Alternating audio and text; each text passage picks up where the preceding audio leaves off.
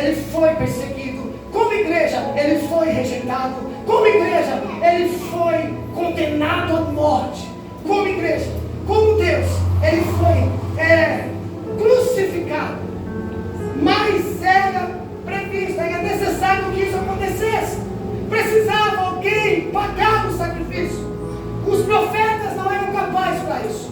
Os reis não eram capazes para isso. Os sacerdotes não eram capazes para isso. Não eram eles que tinham que fazer essa missão. Por mais que você poderia me dizer Moisés, Enoque, Elias e outros que nós conhecemos aqui, que foram homens usados pelo Senhor, que foram homens que fizeram coisas maravilhosas, mas não eram eles que viriam para salvar, para levar o sacrifício que era o sacrifício máximo do máximo, que era levar o pecado da humanidade sobre o seu corpo. Então Cristo veio e faz essa missão.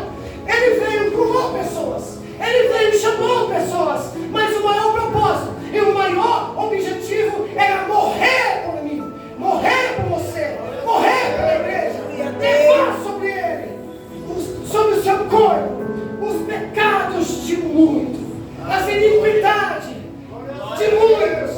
É necessário que isso acontecesse. Aleluia. E de fato isso acontece. Cristo é preso, Cristo é morto, mas ao terceiro dia ele ressuscita.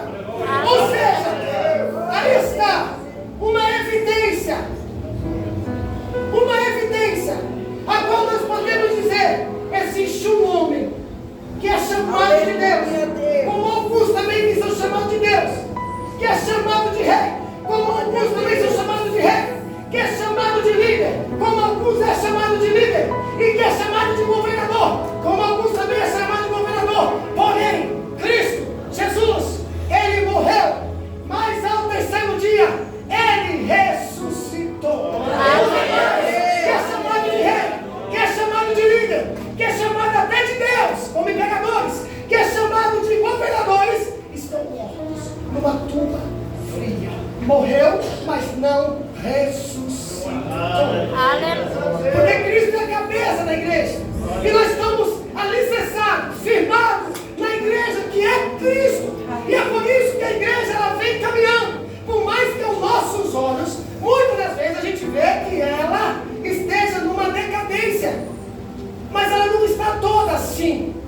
Existe um povo escolhido.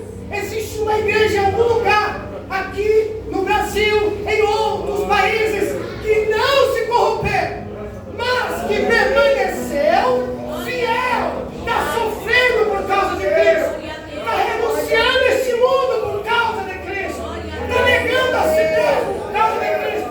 E uma das maiores evidências de uma pessoa cristã salva é negar a si mesmo, é matar a carne, é matar o desejo pecaminoso a qual eu e você deseja. Isso é uma evidência. Quando você sente dor de ter que negar aquilo que você gosta, você é um cristão, porque você está sentindo a dor de negar aquilo que você gosta, não por causa de homens, mas por causa de Cristo, que é o